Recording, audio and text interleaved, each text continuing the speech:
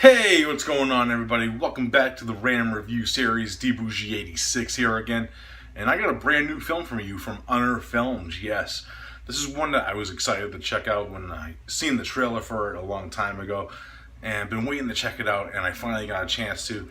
And that is American Guinea Pig: The Song of Solomon. Yes, this is an American Guinea Pig film, but it's very different from what we've seen because it's a possession film. First off, this film is written and directed by Stephen Biro, who, if you don't know who he is, he's actually the head of Unearthed Films and started this craze of American Guinea Pig films. The first film that he did was in vain to the original series of guinea pig films from Japan. But then, once Bloodshot came out, it started to veer into like different sort of directions, pretty much, and this film is no exception.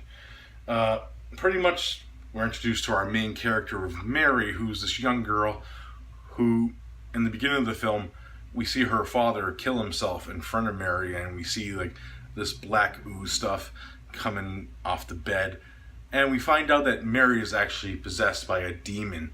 So what ends up happening is the church has sent these priests to do this exorcism in series. It's kind of interesting because it is kind of like anthology film in a way, because it deals with like three priests dealing with like this exorcism, three different types of priests. There's actually two priests in the beginning of the first segment of the exorcism, and it veers into very graphic, gory fashion. And I gotta say, Jessica Cameron, I seen her in a few indie films, ones that I love, like The Sleeper, and she was in Camel Spiders, the Jim Wynorski film. She is great in this role because of the range and the rangeness of her character as it goes through it. The exorcism and the changes that happen with her character is insane, and a lot of great effects shots happen with her character too. And yeah, it's insane. We have Jim Van Beber, of course, a famed indie filmmaker. He actually plays one of the main priests in the film, and he's very interesting, I have to say, especially what happens to his character. I don't want to really spoil it for you, but it's fucking awesome. Yeah, of course, the effects in this film were done by Marcus Cook, who, of course, from Autopsy FX, and actually for the first time, Jeremy Cruz from Toe Tag FX.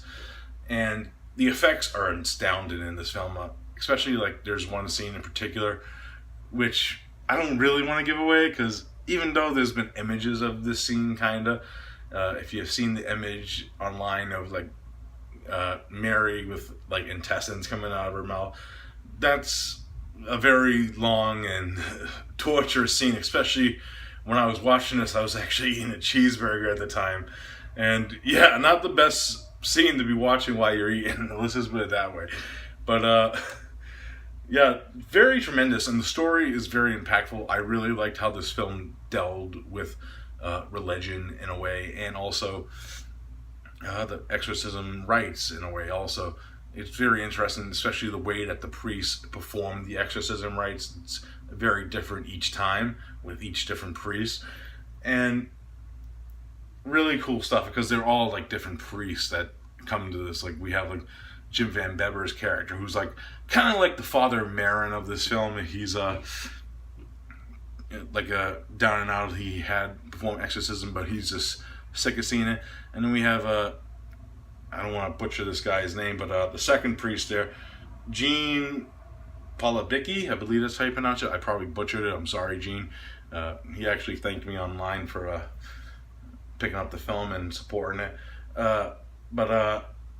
Yeah, really cool. I liked his character. He's actually like the second priest that comes. He has a very stance on religion when we first meet him. Like the guy who's recruiting all these guys, he's like a cardinal. That's the way I would describe his type of role in the religious circles. And the main priest there, the cardinal actually holds out his ring because you're supposed to kiss the ring of the cardinal when you see him. He doesn't. He's like, he offers him a drink. I really like that about his character and the way that his character develops. Yeah, there's a lot of depth to this like type of possession film that you don't really get to see with a lot of possession films that have come out, besides probably The Exorcist. is probably the main one that everyone, but I actually really dug the hell out of this one. If you want like a really good possession film and you're a gore hound, definitely check out the Song of Solomon. I fucking loved it. It was great. Great cinematography throughout it too. Especially during the dark tone scenes with like the changes and the atmosphere with the candles. Really good shit. So if I had to rate the Song of Solomon, I'm going to give it a solid 9 out of 10. I highly enjoyed it. It's a very well-made indie film for what they had and what they did with it. And just great, you know? It has some interesting atmosphere to it, too.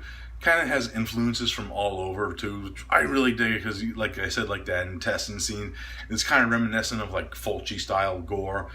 And, yeah, it gets fucking, yeah, it's wild. And the ending just put a smile on my face. I'm like, okay, I see where this is going. The good shit. And then, yeah, 9 out of 10 for the Song of Solomon. I highly enjoyed it. So check it out. Right, guys, that's it for this random review. And I'll be back soon with, actually, I'm going to film my update after I do this. And I'll get it up there. So be on the lookout for that tomorrow. I'm sorry for the lack of videos. But I'll explain that all in my update coming up. Why I haven't been doing videos. So I'll see you then. Peace out.